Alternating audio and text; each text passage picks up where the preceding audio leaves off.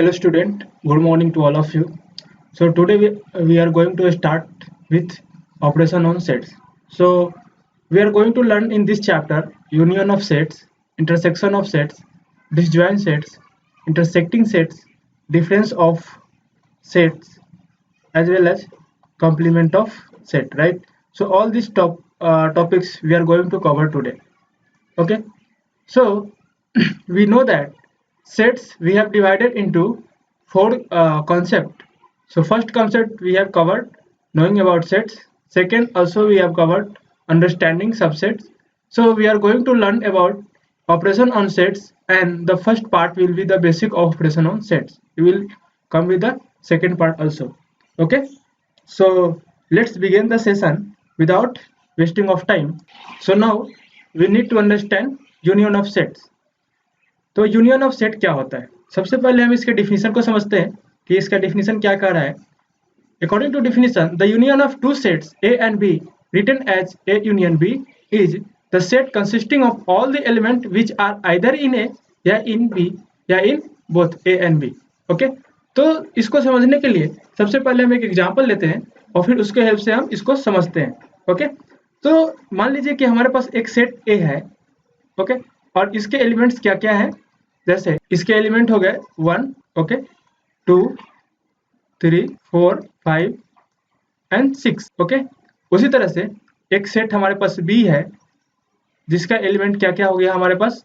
इसका एलिमेंट हम ले लेते हैं जैसे 5, 6, 3, 7, 8, 9.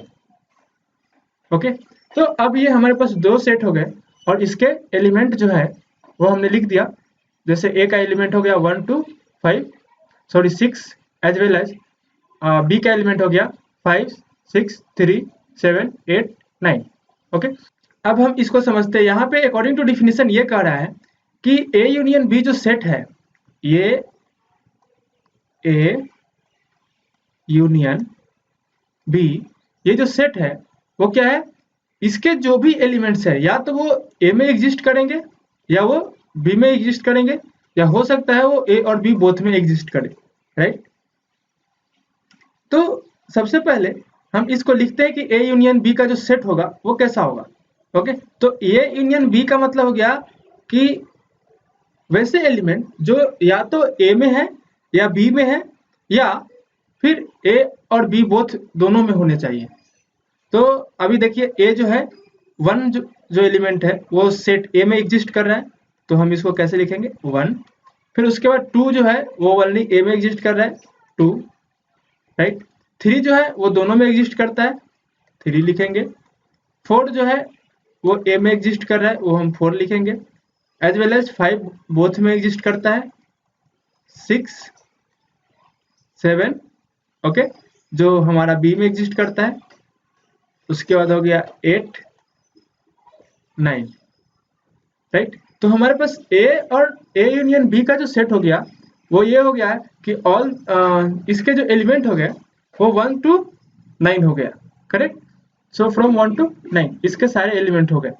अब अकॉर्डिंग टू डिफिनीशन देखिए, ए यूनियन बी के जितने भी एलिमेंट है या तो वो ए में एग्जिस्ट करेंगे या बी में एग्जिस्ट करेंगे या दोनों में एग्जिस्ट करेंगे.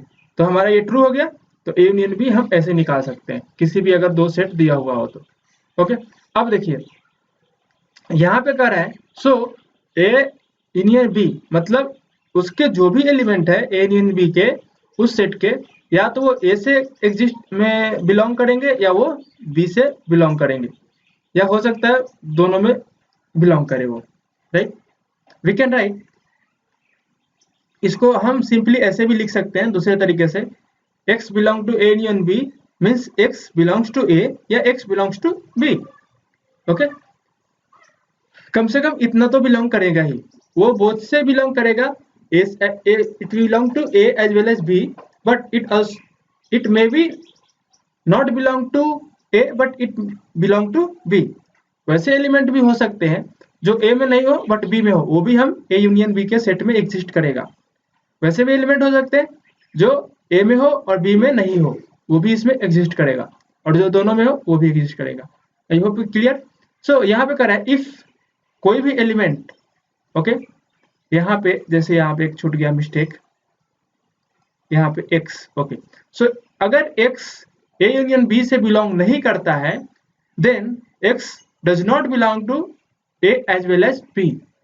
ये समझ में आया? अगर मान लीजिए कोई ऐसा एलिमेंट, जैसे यहाँ पे हम मान लीजिए कि 10 है, तो 10 जो है ना वो तो A में है और ना ही वो B में है, तो इसलिए ये जो है वो A यूनियन B में बिलोंग नहीं करेगा। किसी भी एलिमेंट को A यूनियन B में बिलोंग करने के लिए या तो वो A में होने चाहिए या B में होना चाहिए या दोनों में होने चाहिए, कॉमन होने चाहिए, तभी वो A यूनियन B से बिलोंग कर सकता है। I hope this is clear for you. Okay, so coming to the next, अब हम इंटरसेक्शन ऑफ सेट्स इसको समझते हैं, ये क्या होता है। According to definition, the intersection of two set A and B written as A intersection B read as A intersection B is the set consisting of all the common elements of A and B। इसको भी हम एक example के through समझ लेते हैं।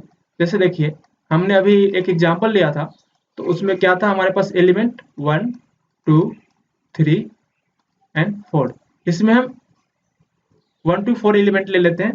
उसके बाद एक B हो गया हमारे पास सेट, उसका एलिमेंट हो गया हमारे पास 3 4 5 एंड 6। ओके, सो ये हमारे पास B हो गए, राइट। अब देखिए यहाँ पे सेट A और B क्या ये इक्वल है या नहीं, आप इसको फाइंड आउट करें। ओके, क्या होगा, यहाँ पे इक्वल का साइन हो गया या नॉट इक्वल का साइन आएगा, क्या आएगा यहाँ पे देखिए। इसको समझने के लिए आप लेक्चर 1 बेसिक ऑफ सेट को समझे, मतलब लेक्चर 2, यस, लेक्चर 2 को समझे कि ये सेट A और B इक्वल है या नहीं। यहाँ पे number of element in A equal to how much, 4, और number of element in B equal to 4। तो A और B में क्या रिलेशन हो सकता है, फाइंड आउट करना है। ओके, आप सोचें, और अगर समझ में नहीं आता है तो आप कमेंट बॉक्स में लिख सकते हैं, अदरवाइज आप ये basic of set as well as पिछले वाले जो भी वीडियो है उसको देखिए, समझ में आएगा ये क्या होगा। तो अब हम समझते हैं कि A और B क्या है। ओके, और इसका इंटरसेक्शन हम कैसे निकाल सकते हैं। तो according to definition, A intersection B के जितने भी एलिमेंट होंगे वो कॉमन होंगे बोथ सेट में।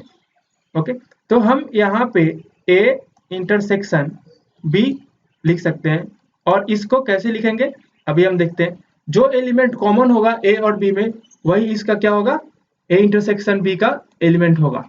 ओके, तो अब देखते हैं इसमें कॉमन क्या क्या है। एलिमेंट 1 जो है वो ओनली A से बिलोंग कर रहा है, B से नहीं कर रहा है। ओके, 2 जो है ओनली A से बिलोंग करता है सेट, ये 2 जो है वो B सेट से बिलोंग नहीं कर रहा है। बट या 3 जो है it belongs to A as well as it's belong to B, so this will come here, right, as well as 4 is also belong to A as well as it belongs to B, so it will also come here. After that, there is no element in A, but here elements in B like 5 and 6. 5 and 6 does not belong to A, but it's belong to B, so the total number of element which belong to A intersection B is 3 and 4, that is 2. So here, according to definition, it's saying common elements will only belongs to intersection of A and B.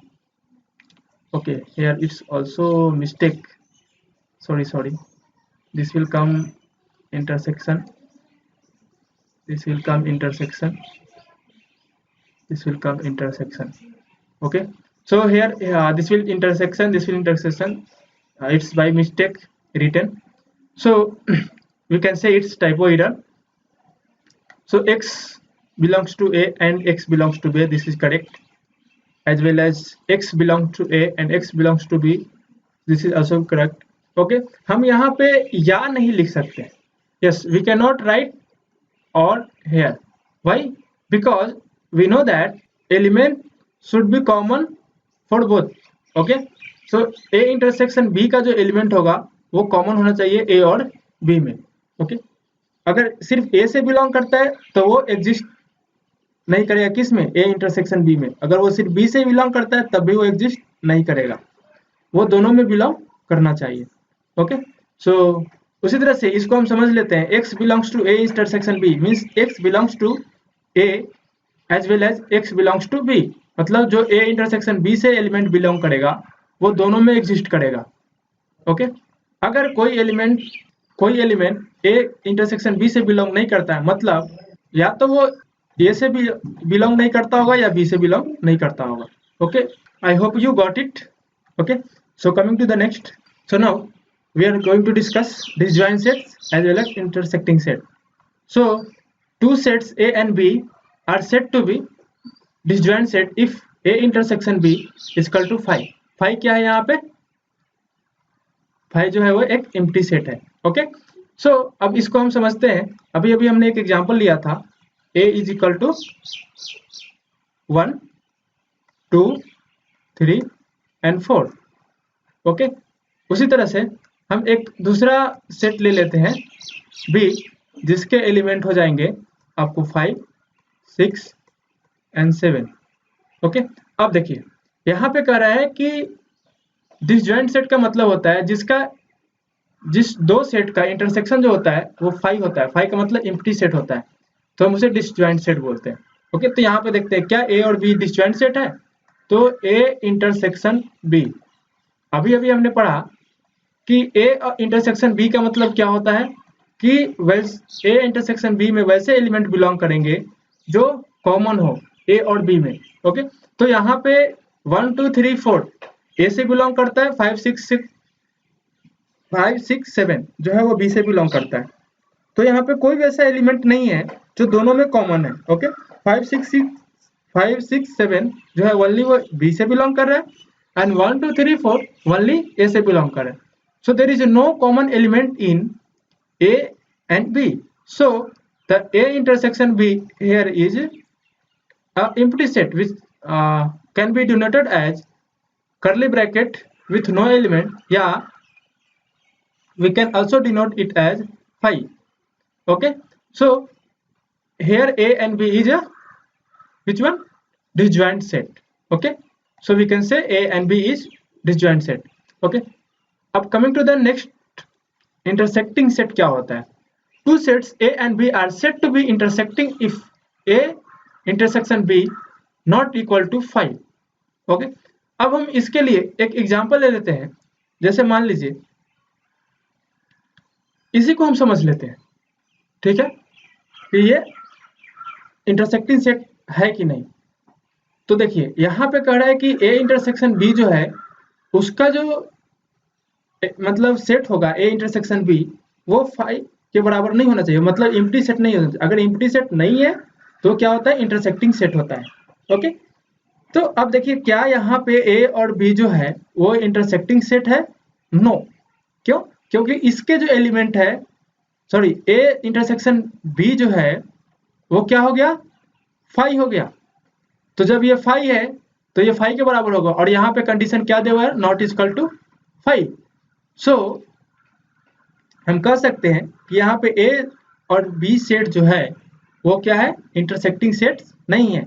एक example लेते हैं, जैसे एक set C है। Okay, इसका element क्या क्या हो गया, जैसे मान लीजिए कि 3 हो गया और 8 हो गया। ओके, तो अब क्या ये जो है सेट A और C क्या इंटरसेक्टिंग है, ये दोनों सेट क्या इंटरसेक्टिंग है, चलिए देखते हैं। तो हम यहाँ पे निकालते हैं A इंटरसेक्शन B क्या हो सकता है। देखिए 3 जो है वो कॉमन है A और C में, सो यहाँ पे 3 आ गया। उसके बाद कोई एलिमेंट कॉमन नहीं है A और C में, सो इसका एलिमेंट कितना हो गया, ओनली इसका 3 हो गया। तो अब यहाँ पे जो है A इंटरसेक्शन B जो है वो एम्प्टी नहीं है, सो A intersection B is a intersecting set. तो अगर ये इंटरसेक्टिंग हो गया मतलब ये डिसजॉइंट नहीं हुआ, क्योंकि डिसजॉइंट के लिए क्या होना चाहिए, ये फाई के बराबर होना चाहिए।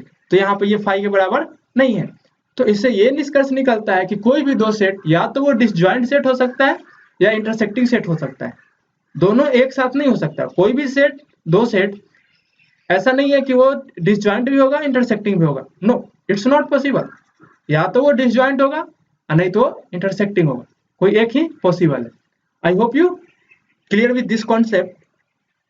If you are not clear, just write it in the comment box. I will reply to your doubt. Yeah, else I will take a personal class for you. Coming to the next, difference of set. अब difference क्या होता है दो set का, वो कैसे निकालते हैं? सबसे पहले इसको एक बार देख लेते हैं कि इसका डिफिनेशन क्या कर रहा है। If A and B are two sets, अगर ए और बी कोई दो सेट है, then their difference A minus B is defined as A minus B, और उसके जो भी एलिमेंट हो गए या वो एक्स मतलब ए से बिलोंग करेंगे, बी से नहीं करेंगे। ओके, इसको हम बहुत एक आसान तरीके से समझते हैं एक एग्जांपल लेकर के। जैसे मान लीजिए कि हमारे पास एक सेट है और उसके एलिमेंट क्या क्या हो गए, 1 2 3। Okay, so now it's fine. So the element of A R 1 2 3 and 4। Okay, हम सेकेंड एक सेट ले लेते हैं बी, जिसके एलिमेंट हो गए, आपको बता दें, 3 4 5 एंड 6। ओके, सो बी के हो गए 3 4 5 6 और ए के हो गए 1 2 3 4। ओके, अब यहाँ पे कर रहा है ए माइनस बी। तो उसी तरह से जैसे देखिए हम अपना अर्थमेटिक में न्यूमेरिकल वैल्यू का जैसे सब्ट्रैक्शन करते हैं, तो सिमिलर भी ये भी है, सिमिलर कंसेप्ट है, बस थोड़ा समझना है इसमें कि हो क्या रहा है। तो जैसे मान लीजिए कि हमारे पास 5 माइनस 2 करना है, तो हम सिंपली 3 लिख देते हैं। इसको हम बहुत एक बेसिक में जाते हैं, जब हम बहुत छोटे क्लास में पढ़ते हैं तो क्या करते हैं 1 2 3 4 5, और ये मतलब हम 5 यहाँ पे लाइन खींचते हैं, उसके बाद जितने भी सब्ट्रैक्ट करना उसको कैंसिल करते हैं 1 2, राइट। अब हमारे पास जितना बचा वो हमारे पास यहाँ पे रिजल्ट हो जाता है। ओके, तो यहाँ पे 3 हो गया, ये रिजल्ट हो गया। तो कुछ इसी तरह का कॉन्सेप्ट यहाँ पे भी हम यूज करने वाले हैं। तो a माइनस बी का क्या करना है, जैसे देखिए कुछ नहीं करना है, ये सिंपल है, बहुत ही आराम से समझ आइएगा। सबसे पहले क्या करना है कि जो एलिमेंट कॉमन है उसको कैंसिल कर देना है। ओके, तो यहाँ पे 3 जो है वो कॉमन है, तो किस में से कैंसिल करना है, ए में से कैंसिल करना है। तो यहाँ पे 3 जो है वो कॉमन है, ये कैंसिल हो गया। 4 है वो कॉमन है, वो कैंसिल हो गया। अब बचा क्या, 5 एंड 6। 5 एंड 6 इसमें नहीं है, तो उसको हम कोई मतलब नहीं रखते, उसको ऐसे ही छोड़ देंगे। तो हमारे पास क्या बच गया, 1 एंड 2। तो इसका एलिमेंट क्या हो जाएगा, 1 एंड 2। तो ऐसे करना है कि वैसे एलिमेंट, मतलब a माइनस बी का मीनिंग ये हुआ कि a माइनस बी के जो भी एलिमेंट होंगे वो ओनली a से बिलोंग करेंगे।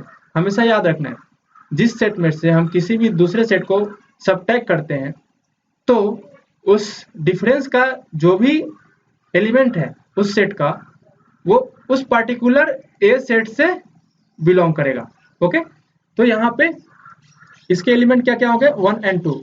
बी के कोई भी एलिमेंट इसमें नहीं रहेगा। अगर कोई कॉमन एलिमेंट है ए और बी में तो वो भी कैंसिल हो जाएगा। ओके, तो उसी तरह से यहाँ पे जो डिफिनेशन कर रहा है A minus B and x, अगर इसके एलिमेंट है तो x belongs to A but x does not belong to B, क्योंकि वो बी से बिलोंग नहीं करेगा।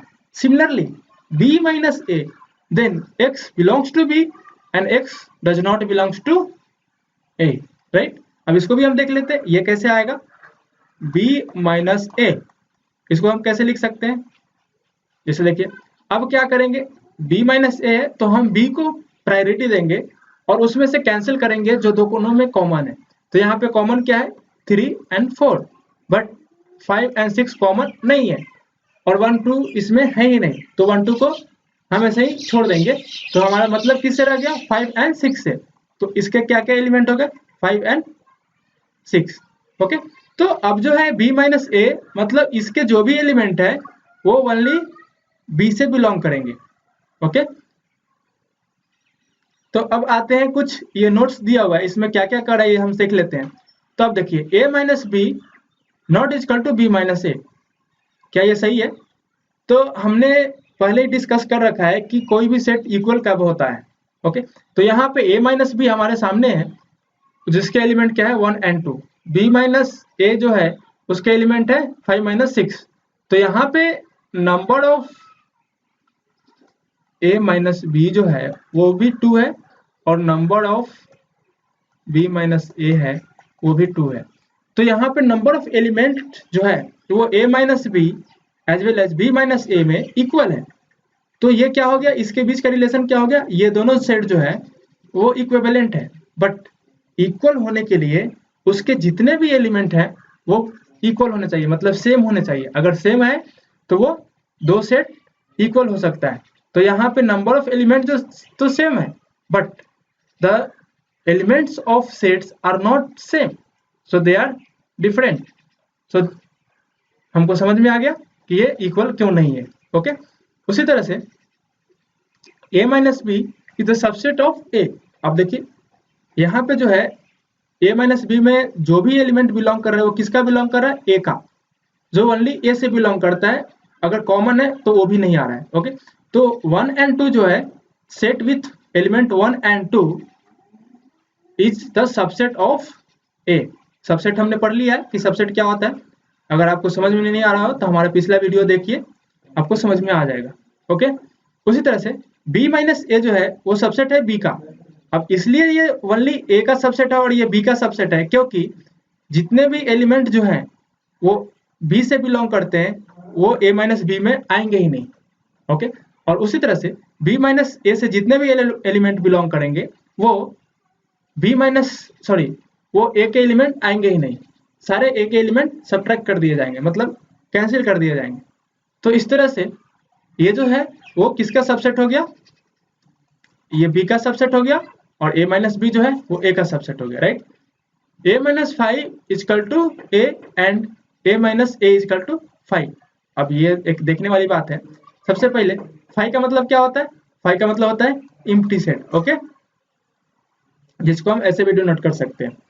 तो इसमें नंबर ऑफ एलिमेंट जो होते हैं वो 0 होते हैं। अब बताइए कि इसमें जो नंबर ऑफ एलिमेंट 0 है और a के क्या है 1 2 3 4, तो हम इसमें से कुछ भी कैंसिल नहीं करेंगे।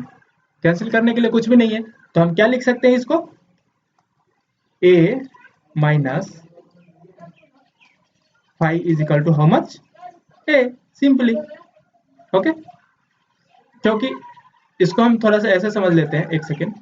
इसको हम a माइनस 5 को कैसे कर सकते हैं, इसके कितने भी एलिमेंट हो गए, 1 भी हो गया, 2 भी हो गया, 3 भी हो गया, 4 भी हो गया, क्योंकि इसका कुछ भी कैंसिल नहीं हो रहा है। ओके, क्योंकि 5 में कोई एलिमेंट ही नहीं है इसे हम कैंसिल करें। तो ये हो गया, तो हम ये किसके बराबर हो गया, सेट a के बराबर हो गया। ओके, उसी तरह से a माइनस ए का मतलब क्या हो गया, अब देखते हैं a माइनस ए क्या होगा। जैसे देखिए a माइनस ए, अब a सेट है, अगर इसी में से हम a को सब्ट्रैक्ट कर दे, जैसे मान लीजिए 4 माइनस 4 करते हैं तो क्या होता है 0। ओके, जैसे 2 माइनस 2 करते हैं तो क्या हो जाता है 0। सेम नंबर में से सेम नंबर को सब्ट्रैक्ट करने पे 0 आता है। तो उसी तरह से हम एक ही सेट को उसी सेट में से सब्ट्रैक्ट करें तो हमारा रिजल्ट क्या होना चाहिए, 0 होना चाहिए। और जो 0 है उसको हम क्या चीज से मतलब वैसा सेट जिसका नंबर ऑफ एलिमेंट 0 होता है उसको किससे डिनोट करते हैं, 5 से। ओके, तो यहाँ पे ये जो है इसके एलिमेंट क्या क्या हो जाएंगे एक बार देख लेते हैं। तो अब देखिए a में से हम a को सब्ट्रैक्ट कर रहे हैं तो अब ये हमारा a सेट हो गया, ये भी हमारा a सेट। अब इसमें कैंसिल तो हमारा 1 भी कैंसिल हो जाएगा, 2 भी हो जाएगा, 3 भी हो जाएगा, 4 भी हो जाएगा। तो इसके नंबर ऑफ एलिमेंट क्या हो गया 0, मीन्स ये क्या हो गया 5। तो यहाँ पे a भी प्रूफ हो गया। तो a minus A is equal to क्या होगा 5, empty set as well as a minus 5, मतलब एक वैसा सेट जिसमें से हम किसी भी एम्प्टी सेट को सब्ट्रैक्ट करें तो हमें वो सेट इटसेल्फ मिल जाता है, राइट। तो I hope you got this concept. Coming to the next, complement of a set. अब complement क्या होता है किसी भी सेट का, तो यहाँ पे अकॉर्डिंग टू डिफिनीशन कह रहा है कि अगर U जो है कोई यूनिवर्सल सेट है and A is the subset of U और A जो है उसका एक सबसेट है, then the complement of A is the set which contains both elements of those element of U which are not contained in A is denoted by A complement. Okay, तो इसको हम देखते हैं क्या होता है। सबसे पहले हम एक सेट लेते हैं, तो हम एक सेट चूज करते हैं और उसको U से डिनोट करते हैं। तो उसको मान लीजिए हमने क्या ले लिया 1 2 3 4 5 6। ओके, उसी तरह से एक सेट ए ले लेते हैं जिसका एलिमेंट हो गया 2 4 एंड 6।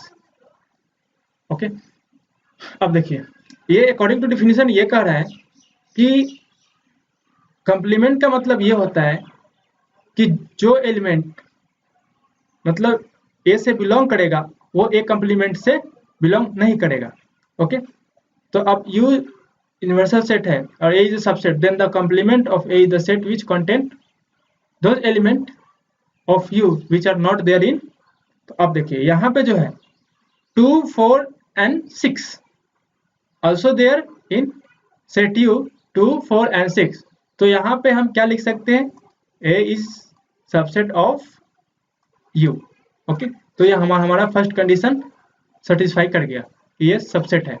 ओके, उसी तरह से अब देखेंगे कि a कंप्लीमेंट का क्या मतलब होता है। अब ये कह रहा है कि अगर a जो है u का सबसेट है तो a कंप्लीमेंट का मतलब ये हो गया कि वो सारे एलिमेंट जो ए में नहीं बिलोंग करेंगे वो ए कॉम्प्लीमेंट से बिलोंग करेंगे और वो किसके एलिमेंट होंगे, यू के होंगे। करेक्ट, तो अब देखिए ये किसके एलिमेंट क्या क्या हो जाएंगे, जो ए से बिलोंग कर रहा है वो हम नहीं लिखेंगे, तो ए से बिलोंग कर रहा है क्या क्या 2 4 और 6। तो इसके एलिमेंट क्या क्या होंगे 1 3 एंड 5। ओके, तो इसको अब हम एक तरह से और देख सकते हैं। तो ये क्या हो गया हमारा एक कॉम्प्लीमेंट हो गया, एक कॉम्प्लीमेंट मतलब ये हो गया। अब देखिए इसको हम एक तरह से और एनालाइज कर सकते हैं। वो कैसे कर सकते हैं, जैसे मान लीजिए हम एक बार फाइंड करते हैं यू माइनस ए को फाइंड करते हैं। ये क्या आता है देखिए एक बार, यू माइनस ए का मतलब क्या होगा कि ए के जितने भी एलिमेंट है वो यू से हटा दिए जाएंगे। ओके, तो 2 4 6 कैंसिल करते हैं तो हमारे पास क्या आता है इसका 1 3 एंड 5। ओके, तो अब देखिए हम ये कह सकते हैं कि ए कॉम्प्लीमेंट जो है वो एक तरह से डिफरेंस है u माइनस ए का। राइट, तो अब यहाँ पे क्या कर रहा है 10 ए कॉम्प्लीमेंट, कोई भी एलिमेंट जो है अगर ए कॉम्प्लीमेंट से बिलोंग करता है तो u से बिलोंग करेगा, ए से बिलोंग नहीं करेगा। हमने अभी भी देखा कि a माइनस बी का डिफिनीशन भी कुछ ऐसे ही था कि अगर कोई एलिमेंट, इसके जो भी एलिमेंट है वो किससे बिलोंग करेंगे, ए से बिलोंग करेंगे, एंड ये जो है किससे, x जो है वो b से बिलोंग नहीं करेगा। ओके, तो उसी तरह से ये जो है डिफिनीशन कंप्लीमेंट का मतलब एक तरह से हम कह सकते हैं कि डिफरेंस को डिनोट करता है। Right, I hope you got the point. So if you have any doubt, just write in the comments box. Yeah, there is my contact number. You can contact me for any personal classes. Yeah, if you have any doubt, I will clarify on your live classes. Thank you. All the best.